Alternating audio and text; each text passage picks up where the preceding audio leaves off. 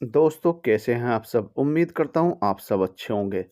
दोस्तों अगर आपको मेरी कहानी अच्छी लग रही है तो प्लीज़ मेरे चैनल को सपोर्ट कीजिए। बहुत से दोस्त ऐसे हैं जिन्होंने अभी तक चैनल को सब्सक्राइब नहीं किया है, तो उन सब से कहना चाहूँगा प्लीज़ चैनल को सब्सक्राइब कर लीजिए। अगर आप लोग सपोर्ट नहीं करते हैं तो ऐसा हो सकता है मैं कुछ ही दिनों में इस चैनल को भी बंद कर दूँ और ये मेरी लास्ट कहानी हो सकती है। अगर आप सब चाहते हैं कि मैं आपके लिए अच्छी-अच्छी कहानी लेकर आता रहूँ तो प्लीज़ चैनल को सपोर्ट कीजिए। दोस्तों मुझे आपके सपोर्ट की बहुत ज़्यादा ज़रूरत है। चलिए दोस्तों चलते हैं आज की कहानी की तरफ। और दोस्तों आज का एपिसोड बहुत ही इमोशनल है। डबिंग करते हुए कई बार मेरी आंखें भी नम हो गई। तो आप आज का एपिसोड एंड तक देखिएगा। ये सब देख दीपक को थोड़ी जेलेसी हो रही थी, इसलिए वो अजीब सी नज़रों से अवंतिका को एकटक देख रहा था और अपनी कोहनी को कुर्सी की बाजू पर टिकाए अपने हाथों की उंगलियों में पेन को घुमा रहा था। खुराना सर एक तजुर्बेकार और बेहद शालीन इंसान थे। वो कमरे में होने वाली हर हलचल पर नज़र रखे हुए थे पर खामोश थे। नीरज बोला, सो मिस अवंतिका, आई होप आपको समझ आ गया है कि क्या करना है। आप अपनी टीम के साथ इसे कल से ही शुरू कीजिए। कल मैं और दीपक डेढ़ के साथ साइट पर जाकर देखेंगे कि प्रोडक्शन कैसे और कब शुरू करना है। तब तक आप टीम के साथ इसे डिस्कस करके एक प्रेजेंटेशन बनाकर कल लंच के बाद हॉल में प्रेजेंट करेंगे। इसमें आप छवि और राजवीर को शामिल कीजिए। कल इन्हीं दोनों में से किसी से प्रेजेंटेशन के लिए कहा जाएगा। जी सर। अब आप जाइए और कल के लिए काम शुरू कर लीजिए। अवंतिका ओके सर कहकर उठी और केबिन से बाहर निकल गई। खुराना सर भी कुछ देर पहले ही वहां से चले गए थे। तो दीपक, कल 9 बजे हम साइट पर ही मिलेंगे। वहां का मुआयना करके फिर ऑफिस आएंगे और लंच के बाद ये प्रेजेंटेशन देखकर परसों से प्रोडक्शन शुरू कर देंगे। मुझे उम्मीद है 1 महीने में हमारा ये प्रोजेक्ट कंप्लीट हो जाएगा। हम्म। नीरज बोला, कॉफ़ी ऑर्डर करूं? कर लो। क्या बात है, कुछ सोच में डूबे हो? कुछ नहीं। नीरज बोला, अवंतिका, वो नहीं, मेरा मतलब कि फ्रेशर लग रही थी, एक्सपीरियंस नहीं है इसे, ज़्यादा कर पाएगी ये? नीरज मुस्कुराते हुए बोला, मुझे भी पहले यही लगा था, पर अजीब सी बात है इस लड़की में। इसकी प्रेजेंटेशन देखने के बाद एक यकीन सा हो गया है इस पर। यह ज़रूर कर लेगी। बहुत मेहनती भी है, समझदार और सलीकेदार भी। आसपास होती है तो लगता है जैसे सब ठीक है और सब ठीक हो ही जाएगा। कहते कहते नीरज खामोश होकर कहीं खो सा गया। लगता है तुम काफ़ी इम्प्रेस हो इस लड़की से, कुछ ज़्यादा ही तारीफ हो रही थी। कहीं तुम? नीरज जैसे होश में आया, अरे पागल हो क्या, ऐसा कुछ नहीं है। लो कॉफ़ी आ गई, तुम इसके मज़े लो। और सुनो, रात को डिनर आज हमारे घर पर है तुम्हारा, याद है ना? याद है। दोनों कॉफ़ी पीते हुए एक दूसरे के बारे में जानने लगे। अब क्योंकि दीपक और अवंतिका आमने सामने हैं तो जाहिर है मोहब्बत फिर से जाग उठेगी, क्योंकि मोहब्बत कभी मरती नहीं। दीपक और अवंतिका अपनी मोहब्बत में मशरूफ़ हैं। नीरज अपनी मोहब्बत को दिल में बसाए अपनी दुनिया में पहुंच जाता है और गीतांजलि को आसपास महसूस करता है। उसके दिल में उसकी मोहब्बत अवंतिका को देखते ही फिर से सांसें लेने लगती है। और उधर कपिल, जो खुद नहीं जानता कि वो किस राह पर है। मोहब्बत तो उसके दिल में भी जिंदा है ना। रात 7:30 बजे दीपक नीरज के घर पहुंच गया। नीरज ने दीपक का अच्छे से स्वागत किया और खुराना सर ने भी पूरा साथ दिया। तीनों ने काफ़ी देर बैठकर बातें की और फिर डिनर किया। रात काफ़ी हो जाने की वजह से नीरज ने दीपक को अपने घर पर ही रुकने के लिए कहा, जिसे थोड़ी नानुकुर के बाद दीपक ने स्वीकार कर लिया। करीब 10 बजे नीरज दीपक को अपने कमरे में ले गया। कमरे में घुसते ही दीपक को सामने दीवार पर लगी बड़ी सी एक तस्वीर नजर आई, जिसे देखते ही दीपक के होश उड़ गए। उस तस्वीर में नीरज के साथ अवंतिका को देखकर दीपक की आंखें खुली की खुली रह गई। उन दोनों की जोड़ी किसी नए कपल के जैसी ही लग रही थी। दीपक काफी देर तक उसे निहारता रहा, फिर नीरज ने आवाज दी, दीपक कहाँ खो गए? दीपक उस तस्वीर की ओर इशारा करते हुए बोला, ये तो अवंतिका, कहकर नीरज मुस्कुरा दिया। तो क्या तुम और अवंतिका? दीपक की आंखों में सवाल देखकर नीरज ने कहना शुरू किया, ये अवंतिका नहीं है दीपक, ये मेरी गीतांजलि है, हमारी सगाई की तस्वीर है ये। है ना बिल्कुल अवंतिका की हमशक्ल? दीपक की सांस में सांस आई। बिल्कुल, मुझे लगा कि तुम और अवंतिका।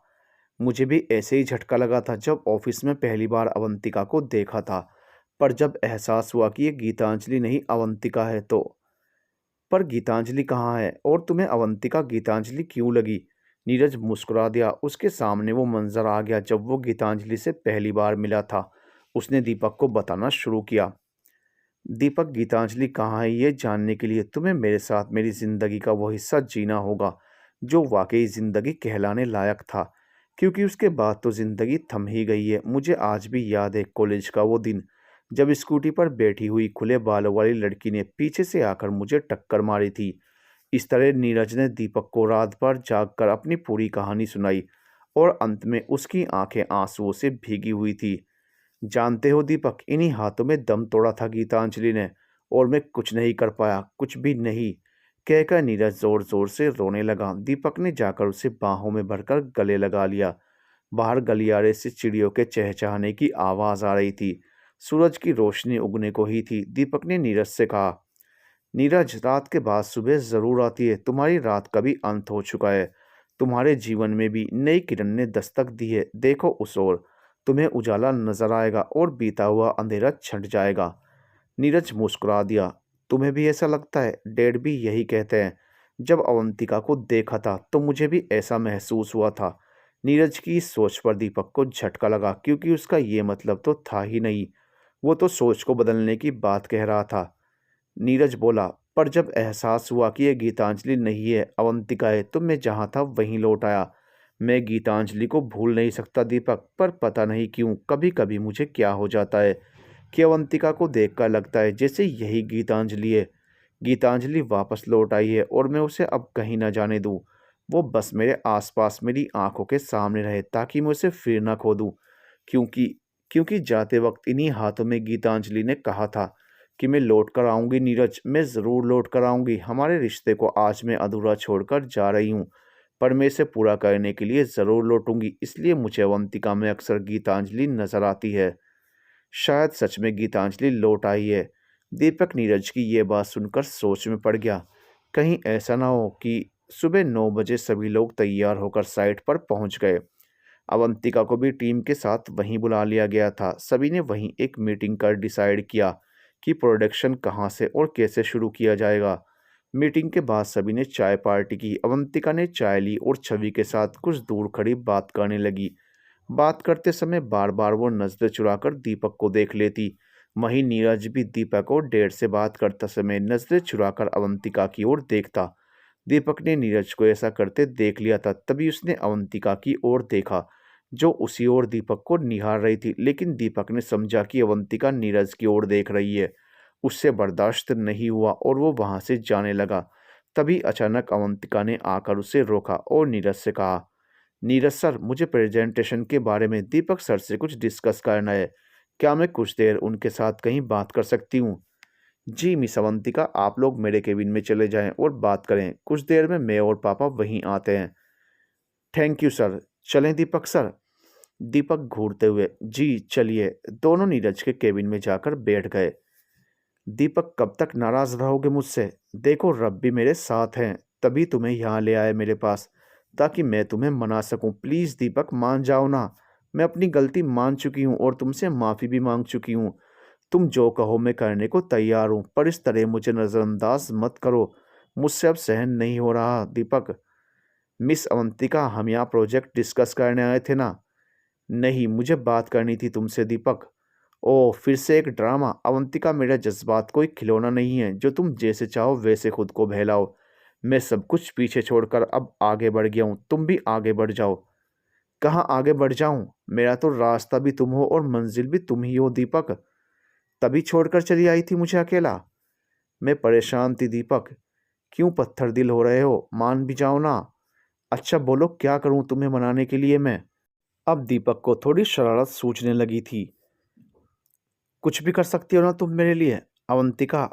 तुम जानते हो मैं तुम्हारे लिए कुछ भी कर सकती हूँ। दीपक ने कदम अवंतिका की ओर बढ़ाने शुरू किए। उसकी आंखों में अवंतिका को आज कुछ अलग ही नजर आ रहा था। वो थोड़ा डर गई और उसने कदम पीछे कर लिए। दीपक बोला, कुछ भी? अवंतिका डरते हुए बोली, हाँ कुछ भी। दीपक और आगे बढ़ता गया और अवंतिका अपने कदम पीछे करती गई। आखिर में वो दीवार के पास जाकर सटकर खड़ी हो गई, क्योंकि वहां इससे पीछे जाने की जगह ही नहीं थी। दीपक उसके नजदीक आया और उसने अवंतिका के दोनों हाथ पकड़कर दीवार से सटा दिए। दीपक जानबूझकर अवंतिका को डराने की कोशिश कर रहा था। अवंतिका जानती थी कि दीपक उसके साथ कभी कुछ गलत कर ही नहीं सकता था, पर अब उसे डर भी लगने लगा था। दीपक ने अवंतिका के बाल खोल दिए और उसके चेहरे को अपने चेहरे के नज़दीक लाने लगा। अवंतिका की आंखों में आंसू आने लगे। दीपक, क्या कर रहे हो? छोड़ो मुझे। दीपक बोला, तुमने अभी कहा है कि तुम कुछ भी कर सकती हो, डर क्यों रही हो अब? क्या किसी और के लिए बचाना है खुद को तुम्हें? अवंतिका जोर से चिल्लाकर बोली, पागल हो क्या? कुछ भी बोलोगे, कुछ भी करोगे तुम? छोड़ो, मुझे दर्द हो रहा है मुझे। कहते हुए अवंतिका झटपटाने लगी। उसकी आवाज़ भारी हो रही थी, पर दीपक ने उसे कसकर पकड़ रखा था। दीपक का चेहरा अवंतिका के चेहरे के बेहद नज़दीक था और अवंतिका उसे छोड़ देने के लिए ज़ोर-ज़ोर से बोल रही थी। इतने में अचानक केबिन का दरवाज़ा खुला और नीरज अपने डेड के साथ केबिन में दाखिल हुआ और वहां का नज़ारा देखकर दोनों हैरान हो गए। दीपक ने अवंतिका को बालों से पकड़कर अपने नज़दीक किया हुआ था। अवंतिका की आंखों में आंसू थे और वो झटपटा रही थी। उस नज़ारे को देखकर किसी को भी गलतफहमी हो सकती थी और हुआ भी यही। नीरज जोर से चिल्लाया, दीपक, क्या है ये सब? दीपक ने जब आवाज़ सुनी तो अवंतिका को छोड़ दिया। उसकी आंखों में अब भी गुस्सा सवार था। उसी गुस्से वाली नज़रों से दीपक ने नीरज की तरफ देखा। नीरज दीपक की ओर बढ़ा, उस पर हाथ उठाने वाला था कि दीपक केबिन से बाहर निकल गया। अवंतिका वहीं खड़ी रोए जा रही थी। नीरज दीपक को बहुत गलत समझ चुका था। उसने अवंतिका को संभालने की कोशिश की। मिस अवंतिका, मैं माफ़ी चाहता हूँ, मुझसे गलती हुई, मैंने आपको अकेले भेज दिया मीटिंग के लिए। आप मुझे माफ़ कर दीजिए, पर जहाँ तक मैं दीपक को जानता हूँ वो ऐसा बिल्कुल नहीं है। पता नहीं क्या हुआ आज उसे, ऐसा कैसे कर गया वो? अवंतिका नज़रें झुकाकर बोली, दीपक सर की कोई गलती नहीं सर, कसूर मेरा था। इसके बाद वो और तेज़ रोने लगी और फिर खुद को संभालते हुए केबिन से निकल गई। नीरज हैरान परेशान होकर रह गया कि आखिर ये हुआ क्या है और अवंतिका ने ये क्यों कहा कि गलती उसकी है, जबकि खुराना सर कुछ कुछ समझने की कोशिश कर रहे थे कि आखिर क्या बात हो सकती है। नीरज को लगता है कि इस समय अवंतिका को अकेला छोड़ना सही नहीं होगा, तो वह उसके पीछे जाता है। ऑफिस से बाहर निकलकर देखता है कि दीपक अपनी कार के पास गुस्से में खड़ा है और अवंतिका कुछ दूर खड़े अपने आंसू पोंछ रही है और उसी की ओर देख रही है।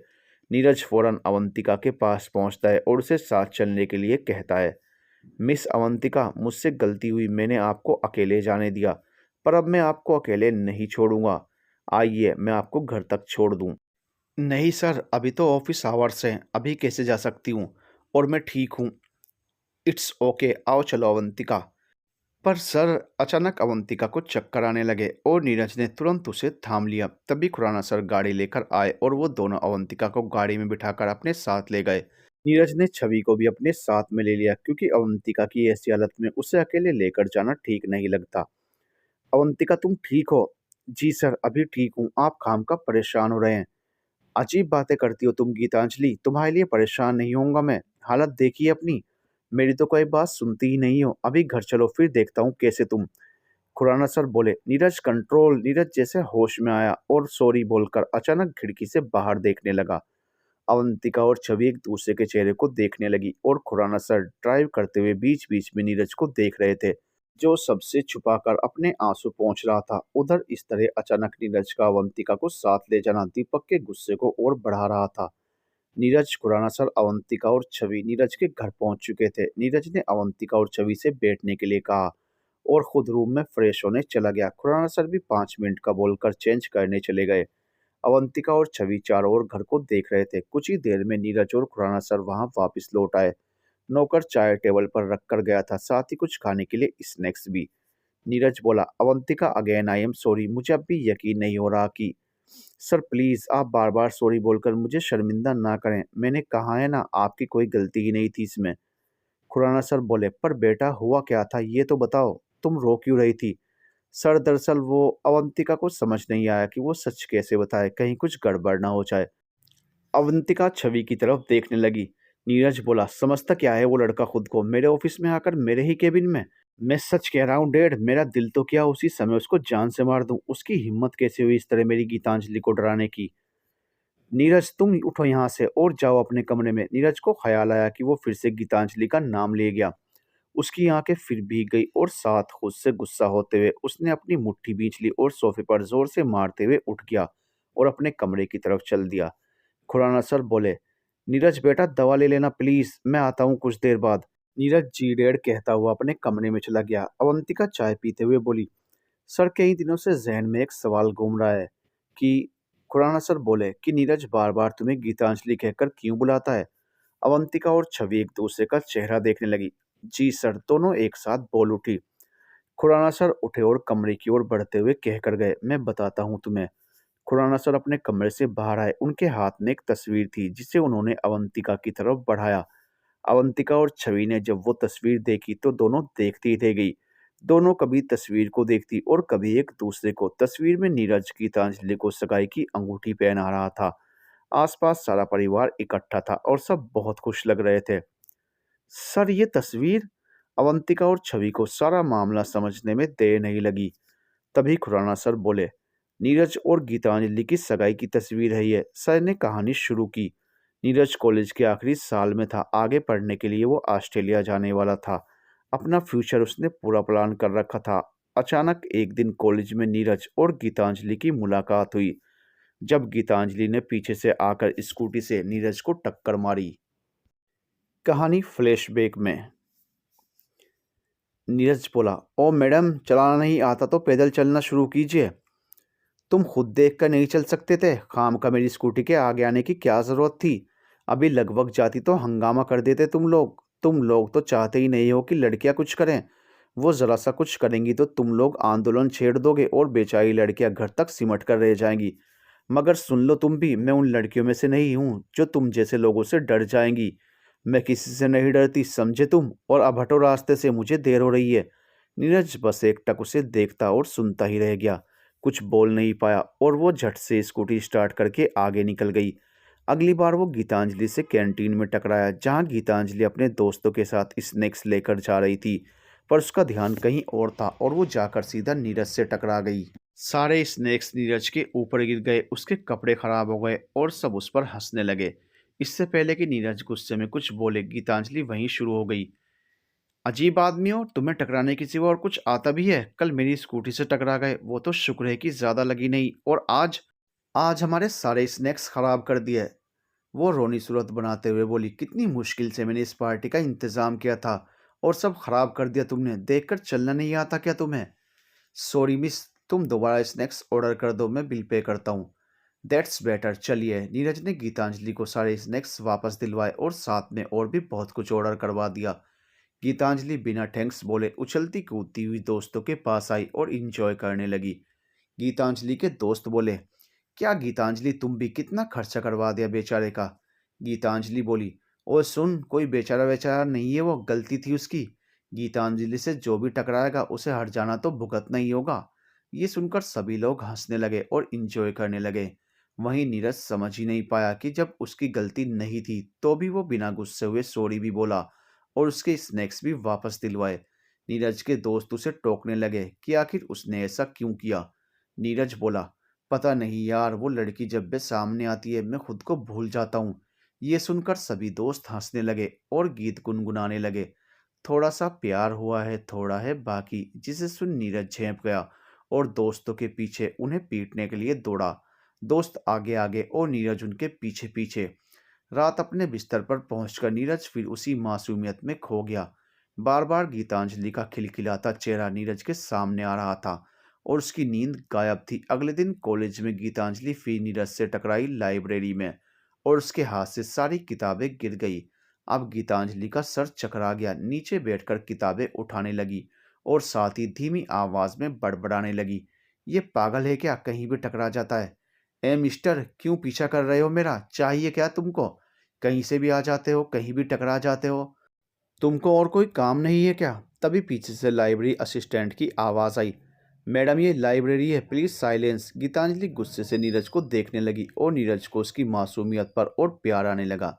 नीरज चुपचाप किताब उठाकर उसके हाथों में रखने लगा और साथ ही कहने लगा, होश मेरे गुम हुए, देखा जब तुम्हें टकरा टकरा कर शायद किस्मत ने मिलाया है। रातों को नींद उड़ने लगी मेरी, जाने किस अजनबी का साया है।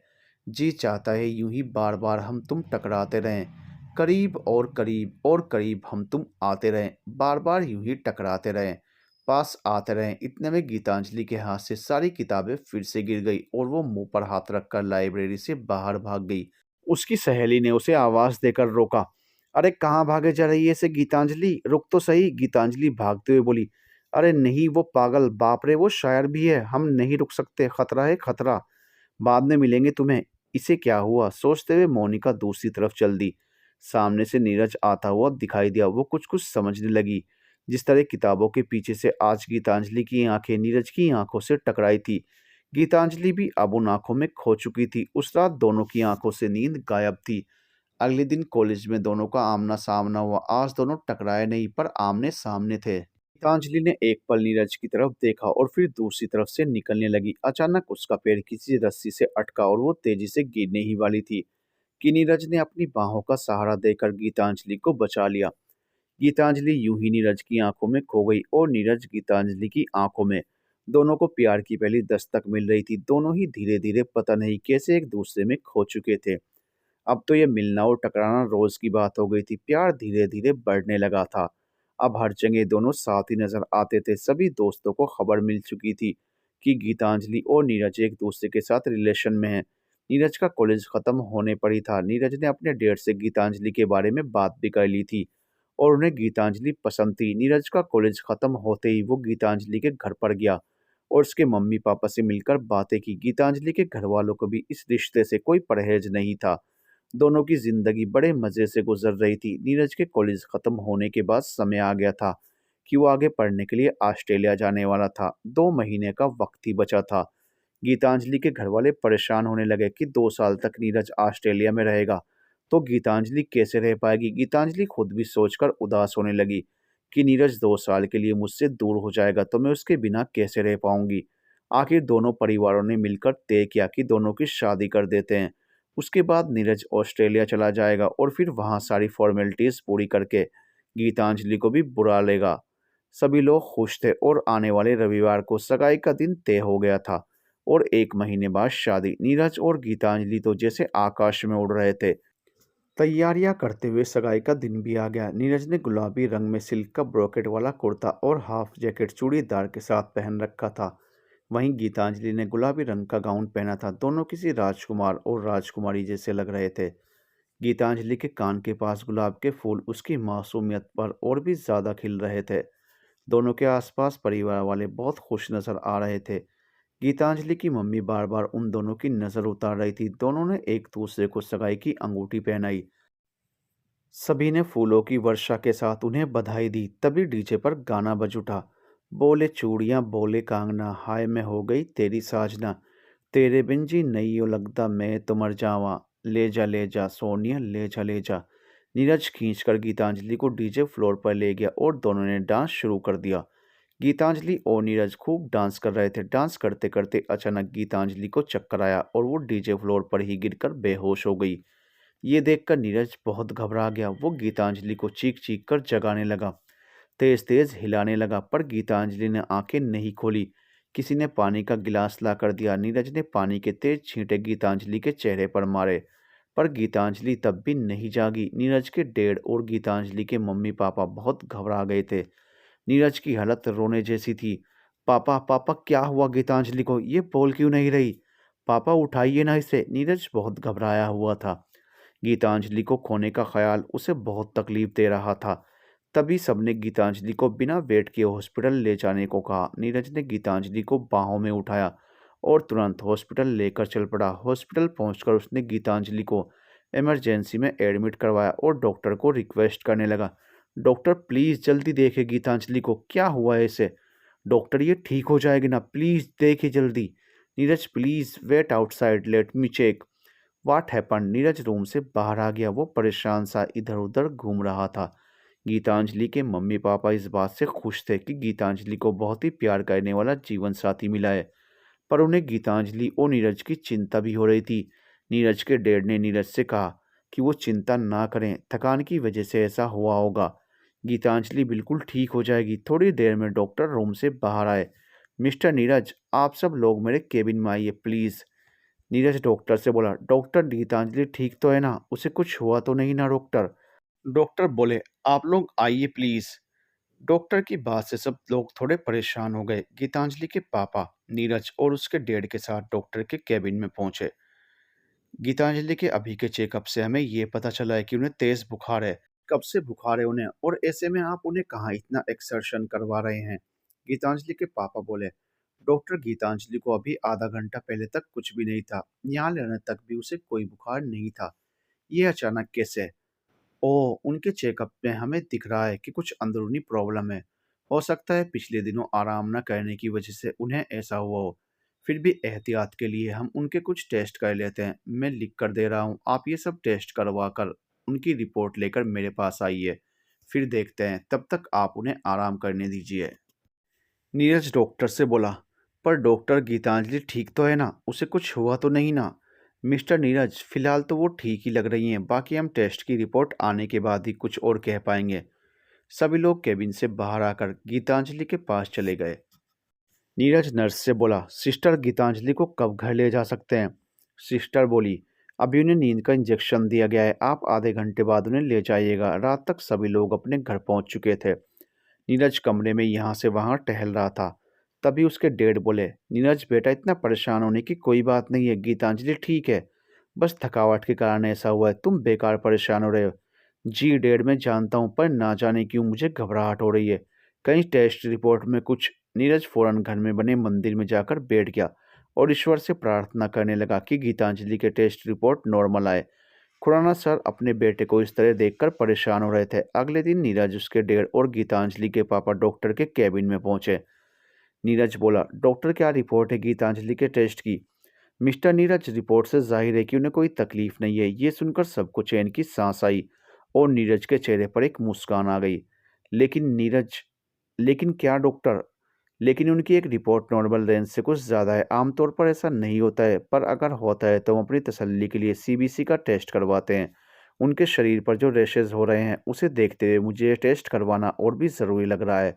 आप टेस्ट करवा लीजिए और 2 दिन बाद मुझे यहीं मिलिए। मुझे उम्मीद है जैसा हम सोच रहे हैं वैसा कुछ नहीं होगा। नीरज डरते हुए बोला, कैसा नहीं होगा डॉक्टर? आप ये टेस्ट किस लिए करवा रहे हैं? कोई खतरा है क्या? वेल मिस्टर नीरज, आप टेस्ट रिपोर्ट के साथ मिलिए, फिर देखते हैं। नीरज चिल्लाते हुए डॉक्टर से बोला, डॉक्टर, अभी आपने कहा कि जैसा आप सोच रहे हैं वैसा कुछ नहीं होगा, तो क्या आप मुझे बताएंगे कि आपको किस बात का शक है? आखिर मुझे गीतांजलि के बारे में सब जानने का हक है, आपका फर्ज है कि आप हमें बताएं। खुराना सर बोले। नीरज शांत। डॉक्टर, आप प्लीज इतना बताइए कि गीतांजलि ठीक हो जाएगी ना? वेल मिस्टर खुराना, आप रिपोर्ट लेकर आइए, फिर देखते हैं, कहकर डॉक्टर उठे और केबिन से बाहर चले गए। नीरज अपने डैड से बोला, डैड डैड, देखा आपने? क्या कहा डॉक्टर ने भी गीतांजलि के बारे में? गीतांजलि के पापा बोले, बेटा नीरज, तुम खामखा परेशान हो रहे हो। डॉक्टर तो बस अपनी तसल्ली के लिए टेस्ट करवा रहे हैं। हमारी गीतांजलि बिल्कुल ठीक है। अरे, उसे ऐसे कई बार पहले भी बुखार आया है और वो ठीक हुई है। तुम चिंता मत करो और शादी की तैयारियां करो। खुराना जी, आज ही हम पंडित जी से मुहूर्त निकलवाते हैं, वरना ये नीरज तो यूं ही परेशान होता रहेगा। नीरज वहां से उठा और हॉस्पिटल से निकलकर गीतांजलि से मिलने चल दिया। कैसी हो गीतांजलि? अभी फीवर है, कमजोरी भी बहुत है। तुम डॉक्टर के पास आ रहे हो ना? क्या बताया उन्होंने? नीरज बोला, क्या कहेगा डॉक्टर? उसका कहना है कि गीतांजलि तुम्हें जानबूझकर परेशान कर रही है। हुआ कुछ नहीं है उसको, बस आराम करने का मन है, इसलिए नाटक मचा रखा है। नीरज, और नहीं तो क्या? तुम्हें पता है ना कितना काम पड़ा है, शादी की तैयारियां भी अधूरी हैं। ऑस्ट्रेलिया जाने का वीज़ा भी बनवाना है, फिर तुम्हें वहाँ ले जाने के लिए मैरिज रजिस्ट्री भी करानी है। तुम्हारा पासपोर्ट, वीज़ा, कितना काम है। गीतांजलि, ऐसे नहीं चलेगा। तुम यहाँ आराम करो और मैं अकेले सारा काम करूँ। कल सुबह तक ठीक हो जाना, मेरे साथ चलना है तुम्हें, समझी? गीतांजलि बोली, अच्छा बाबा, ठीक है, चलते हैं कल। ओके, खुश? गीतांजलि मुस्कुरा दी। गीतांजलि का पॉजिटिव रिस्पॉन्स देखकर नीरज का मन खुश हुआ और वो थोड़ा रिलैक्स होकर घर के लिए निकल गया। पर उसकी परेशानी अभी भी उसके जहन में उथल-पुथल मचाए हुए थी। घर पहुंचकर नीरज सीधा अपने कमरे में चला गया। उसने खाना भी नहीं खाया। नीरज के डैड उसके कमरे में खाना लेकर गए और उसके पास जाकर बैठ गए। नीरज आराम कुर्सी पर दोनों आंखें मूंदकर परेशान सा बैठा था। नीरज के डैड ने उसे पुकारा, नीरज बेटा, खाना तो खा लो। नीरज बोला, भूख ही नहीं है डैड। नीरज के डैड ने उसका हाथ उसकी आंखों से हटाकर अपने हाथ में लिया तो देखा कि नीरज की आंखें भीगी हुई थी। ये क्या है नीरज, तुम ऐसे कैसे कमज़ोर पड़ सकते हो? तुम तो कितने स्ट्रांग हो, मुझे तुमसे ऐसी उम्मीद नहीं थी। नीरज डैड के गले लगकर बोला, मुझे भी यही लगता था डैड कि मैं बहुत स्ट्रांग हूँ, पर मैं गीतांजलि को इस हाल में नहीं देख सकता डैड। मैं उसे खोना नहीं चाहता। नहीं जी पाऊंगा उसके बिना। पागल हो क्या? हुआ ही क्या है उसे? डॉक्टर ने बस अपनी तसल्ली के लिए टेस्ट करवाए हैं। और तुम हो कि पता नहीं क्या उटपटांग सोचे जा रहे हो। नीरज बोला, सच में गीतांजलि को कुछ नहीं होगा ना डैड? बिल्कुल। चलो अब खाना खाओ और सो जाओ। सुबह रिपोर्ट लेकर डॉक्टर से मिलने जाना है ना। नीरज ने बेमन से खाना खाया और सोने की कोशिश करने लगा। पर उसे नींद कहाँ आ रही थी। रात के 2 बजे उठकर वो डेढ़ के कमरे में गया। कमरे में किसी के होने की आहट से डेढ़ की आंख खुल गई। उन्होंने लाइट जलाई और देखा कि नीरज उनके पास खड़ा है। नींद नहीं आ रही ना? जी डैड। आ मेरे पास आ, आज यहीं सो जा। नीरज चुपचाप डैड के पास उनसे लिपट कर यूं सो गया जैसे कोई डरा हुआ बच्चा अपने पिता को कसकर थाम ले और सो जाए। आज खुराना जी को वो वक्त याद आ गया जब नीरज की माँ का देहांत हुआ था। नीरज सिर्फ 12 साल का था। उस समय भी डरा सहमा हुआ नीरज यूं ही अपने पिता के साथ सिमट कर सोया था। खुराना सर नीरज को उसी डर में महसूस कर पा रहे थे। अगले दिन सुबह नीरज, डैड और गीतांजलि के पापा के साथ हॉस्पिटल पहुंचे और गीतांजलि की रिपोर्ट लेकर डॉक्टर के केबिन में गए। रिपोर्ट देखने के बाद डॉक्टर ने गहरी सांस ली और नीरज की ओर देखा। फिर उससे कहा कि वो परेशान ना हो, सब ठीक है। जाकर गीतांजलि को ये खबर दो कि उसे कुछ नहीं हुआ है। जल्दी ही उसका बुखार भी उतर जाएगा। ये सुनकर वहां मौजूद सभी लोग बेहद खुश हुए। नीरज ने तुरंत डैड को गले लगाया और कहा कि वो चले यहाँ से, घर जाकर सब सेलिब्रेट करेंगे। तभी डॉक्टर बोले, नीरज फिलहाल तुम अकेले जाओ, तब तक मैं तुम्हारे और गीतांजलि के फादर से कुछ डिस्कस कर लूँ कि उन्हें किस बात का ध्यान रखना है। जी ठीक है, मैं चलता हूँ डैड, आपको घर पर मिलूंगा। कहकर नीरज केबिन से निकल गया। खुराना सर और गीतांजलि के पापा वहीं डॉक्टर के पास बैठे रहे। खुराना सर और गीतांजलि के पापा मिस्टर मेहता दोनों ही इत्मीनान से डॉक्टर के बोलने का इंतजार करने लगे। खुराना सर बोले, जी डॉक्टर बताइए, आप क्या हिदायत है हमारी बेटी के लिए? उसे जल्दी से ठीक करना है, फिर शादी की तैयारियां भी करनी है। समय बहुत ही कम है हमारे पास। डॉक्टर बोले, मेरा ख्याल है खुराना जी, आप फिलहाल शादी का ख्याल दिमाग से निकाल दें। सिर्फ और सिर्फ गीतांजलि की सेहत पर ध्यान दें। खुराना सर और मेहता जी एक दूसरे के चेहरे की ओर देखने लगे। मेहता जी बोले, लेकिन डॉक्टर गीतांजलि तो ठीक है ना, फिर शादी का ख्याल दिमाग से क्यों निकाल दें? मैं समझ नहीं पा रहा, आप कहना क्या चाहते हैं? डॉक्टर अपनी सीट से खड़े हुए और मुड़कर अपनी सीट के पीछे जाकर उन दोनों की ओर पीठ करके खड़े होकर बोले, मेहता जी मैं नीरज के सामने बोल नहीं पाया, लेकिन सच्चाई कुछ और है। दरअसल आपने गीतांजलि को लाने में बहुत देर कर दी है, उसकी हालत ठीक नहीं है। खुराना सर बोले, पर हुआ क्या है गीतांजलि को? डॉक्टर पलटकर दोनों की ओर देखते हुए बोले, गीतांजलि को ब्लड कैंसर है। खुराना सर और मेहता जी हैरानी से खुले मुंह से डॉक्टर की ओर देखते हुए बोले, जब पहली बार गीतांजलि को बुखार आया था उसी समय अगर आपने टेस्ट करवाए होते तो शायद कुछ किया जा सकता था। मगर अब मगर अब क्या डॉक्टर? डॉक्टर ने फिर पलटकर पीठ उनकी तरफ कर ली। गीतांजलि का ब्लड कैंसर लास्ट स्टेज पर है। उसके पास अब ज़्यादा समय नहीं है और इसीलिए, कहते हुए डॉक्टर जैसे ही पलटे तो देखा नीरज सामने दरवाजे पर खड़ा था। उसकी आंखों में नमी थी और उसके हाथ से छूटकर सारी फाइल्स, गाड़ी की चाबी और मोबाइल ज़मीन पर गिर गया। उसकी आवाज़ से खुराना सर और मेहता जी ने भी पलटकर देखा और नीरज को दरवाजे पर खड़ा पाया। कोई कुछ कहने की हालत में नहीं था। खुराना सर उठकर नीरज के पास गए और उसे ले जाकर डॉक्टर के पास बिठा दिया। नीरज तुम घबराना नहीं बेटा, कुछ नहीं होगा गीतांजलि को, हम बेस्ट ट्रीटमेंट करवाएंगे उसका। डॉक्टर आप बस इतना बताइए कि हम क्या और कैसे गीतांजलि का इलाज करवाएं। वो बस ठीक होनी चाहिए, मेहता जी बोले। कहाँ और कैसे, आप बस बताइए। डॉक्टर मैं कुछ भी करूँगा अपनी बेटी को बचाने के लिए। देखिए आप लोग मेरी बात को समझिए पहले। इसका ट्रीटमेंट तब पॉसिबल है जब इसे पहली स्टेज में परख लें। तब 100% इसे ठीक किया जा सकता है। सेकंड स्टेज में भी कुछ हद तक पॉसिबिलिटी होती है मरीज के ठीक होने की, पर तीसरी स्टेज में हम सिर्फ इतना ही ट्रीटमेंट दे सकते हैं जितना पेशेंट झेल पाए और हम उसके जीवन की अवधि को कुछ समय और बढ़ा सकें। पर गीतांजलि पर गीतांजलि क्या डॉक्टर? पर क्या?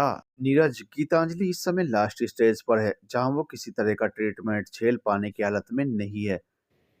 कल तक तो सब ठीक था और आज दुनिया ही बदल गई मेरी। कहते हुए नीरज वहां से उठा और धीमे धीमे कदमों से केबिन से बाहर निकल गया। खुराना सर भी सामान उठाकर उसके पीछे पीछे गए। मेहता सर डॉक्टर की ओर बेबस से देखने लगे। मिस मेहता, कुछ दवाएं मैंने लिखी हैं जिनसे गीतांजलि को तकलीफ कम हो, उसका बुखार और उसके जिस्म पर होने वाले रैशेज में ज़्यादा तकलीफ ना हो। साथ ही जब उसका चेहरा पीला पड़ने लगे और उनके चेहरे पर दाने उभरने लगे तो आप समझ जाइएगा कि अब ज़्यादा वक्त नहीं बचा। मिस्टर मेहता हाथ जोड़ते हुए उठे और नम आंखों से डॉक्टर की ओर देखकर वो भी केबिन से बाहर निकल गए। नीरज घर आकर चुपचाप अपने कमरे में चला गया। खुराना सर पीछे पीछे उसके कमरे में उसके पास पहुंचे और नीरज उनके गले से लिपटकर जोर जोर से रोने लगा। क्यों पापा, क्यों? आखिर मेरे साथ ही क्यों? क्या बिगाड़ा है मैंने उस भगवान का, जो उसने पहले मुझसे मेरी माँ को छीन लिया और अब गीतांजलि? क्या दुश्मनी है उनकी मुझसे? नहीं रह पाऊंगा मैं गीतांजलि के बिना। और अगर गीतांजलि को कुछ हुआ तो मैं उस भगवान को कभी माफ़ नहीं करूंगा, कभी भी नहीं। कहते हुए नीरज अपने पापा से और ज़्यादा लिपट गया और तेज तेज रोने लगा। खुराना सर कुछ नहीं कह पाए, बस उसे गले से लगाए रखा। करीब 13 घंटे नीरज इसी तरह पड़ा रहा और उसके पापा ने उसे इसी तरह थामे रखा। अगले दिन सुबह 10 बजे उसके पापा ने उसे उठाया। नीरज बेटा उठो, गीतांजलि के पास चलते हैं, वो इंतजार कर रही होगी ना। पता नहीं और कितने पल, कहकर खुराना सर का गला भराया। नीरज को जैसे होश आया कि गीतांजलि उससे दूर जा रही है। वो उठा और तुरंत जाने लगा। तभी खुराना सर ने उसे रोका। बेटा रुको, ठीक से तैयार होकर जाओ, नहीं तो गीतांजलि पूछेगी कि ऐसा हाल क्यों बना रखा है।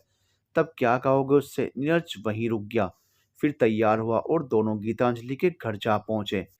नीरज की हिम्मत नहीं हो रही थी गीतांजलि के सामने जाने की। तभी गीतांजलि के पापा ने कहा, जाओ बेटा, गीतांजलि कितनी बार तुम्हें पूछ चुकी है, मैं उसे और नहीं डाल सकता। गीतांजलि की मां रोते हुए अंदर किचन में चली गई और नीरज बड़ी हिम्मत जुटाकर गीतांजलि के कमरे में दाखिल हुआ। गीतांजलि ने जैसे ही नीरज को आते देखा, उसने गुस्से से मुंह फेर लिया। नीरज ने तुरंत चेहरे के हाव भाव बदले और गीतांजलि के पास आकर बैठ गया। अच्छा, तो हमारी मैडम को गुस्सा भी आता है। देखना जरा, गुस्से का पारा ज्यादा है या तुम्हारे बुखार का? जिंदा हूं मैं अभी और तुम अभी ही मुझे भूल गए। मर गई तो शायद एक दिन भी याद नहीं रखोगे, है ना? गीतांजलि! नीरज जोर से चिल्लाते हुए उठा और कमरे से बाहर चला गया। गीतांजलि हैरान थी कि इसे क्या हुआ अचानक। बाहर आकर नीरज फिर रोने लगा और उसके पापा ने उसे संभाला। बेटा ऐसे कैसे चलेगा, तुम कमजोर पड़ोगे तो गीतांजलि को कौन संभालेगा? नहीं पापा, मुझसे नहीं होगा। मैं गीतांजलि को ऐसे नहीं देख सकता, नहीं देख सकता उसे ऐसे। संभालो खुद को नीरज, अब बंद करो यूं रोना धोना, बच्चों की तरह मत बनो। हालात का सामना करना सीखो। अगर ईश्वर को यही मंजूर है तो तुम्हें हिम्मत रखकर सामना करना होगा मौत का। तुम यूं टूट नहीं सकते। गीतांजलि के आखिरी वक्त में उसे जी भर खुशियां दो। वो जितने भी दिन जिए मुस्कुराए तुम्हारे साथ, हम सब के साथ। यूं हम सब रोएंगे तो वो बेचारी तो वक्त से पहले ही मर जाएगी ना। और फिर क्या पता कौन सा दिन उसका। कहते हुए खुराना सर अचानक रुक गए तो सभी ने उनकी ओर देखा और जाना कि वो उस ओर देख रहे हैं जहां गीतांजलि खड़ी हुई सब सुन रही थी। ये देख सबके होश उड़ गए। गीतांजलि धीरे धीरे खुराना सर के पास आई। क्या हुआ है मुझे? बेटा वो, गीतांजलि अब धीरे धीरे नीरज की तरफ बढ़ी और उससे भी वही सवाल किया। नीरज ने गीतांजलि को अपने गले से लगा लिया। गीतांजलि ने फिर सवाल किया, कोई बोलता क्यों नहीं कि क्या हुआ है मुझे? गीतांजलि के पापा ने उसे सोफे पर बिठाया और खुराना जी की तरफ देखा। खुराना जी आकर गीतांजलि के पास बैठे। तभी नीरज वहां से उठकर जाने लगा, पर गीतांजलि ने उसे आवाज दी, इतनी जल्दी साथ छोड़ जाओगे नीरज? नीरज वापिस पलटकर बोला, नहीं, कभी नहीं, आखिरी सांस तक तुम्हारे पास रहूंगा गीतांजलि। नहीं जाऊंगा, कहीं नहीं जाऊंगा तुम्हें छोड़कर। खुराना सर ने गीतांजलि को सारी सच्चाई से रूबरू करवाया। सच्चाई सुनकर गीतांजलि खामोश हो गई और कुछ देर खामोश रहने के बाद बोली, नीरज एक काम करोगे? बाजार जाओ और समोसे जलेबी जो कुछ मुझे पसंद है ना सब ले आओ।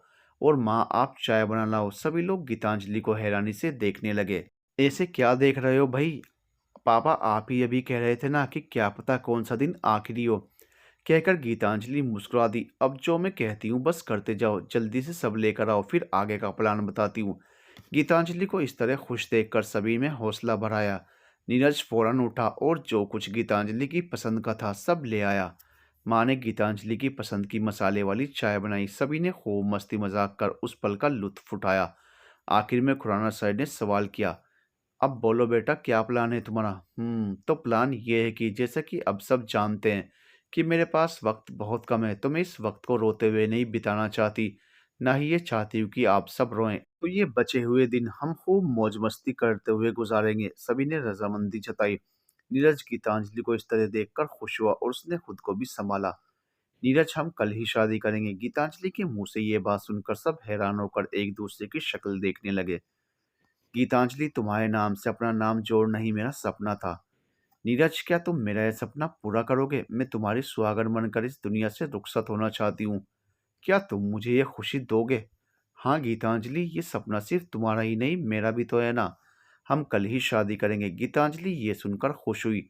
उसके बाद हम सब ऊटी चलेंगे, हमारा हनीमून, और हम सब कुछ दिन वहाँ रहेंगे, खूब मस्ती करेंगे। ईश्वर ने चाहा तो 7 दिन वहाँ रहकर वापस लौट आएंगे, और ना आ पाए तो भी मुझे कोई गम नहीं होगा, क्योंकि मेरे आखिरी समय में मेरी ख्वाहिश वाले शहर में होंगी ना।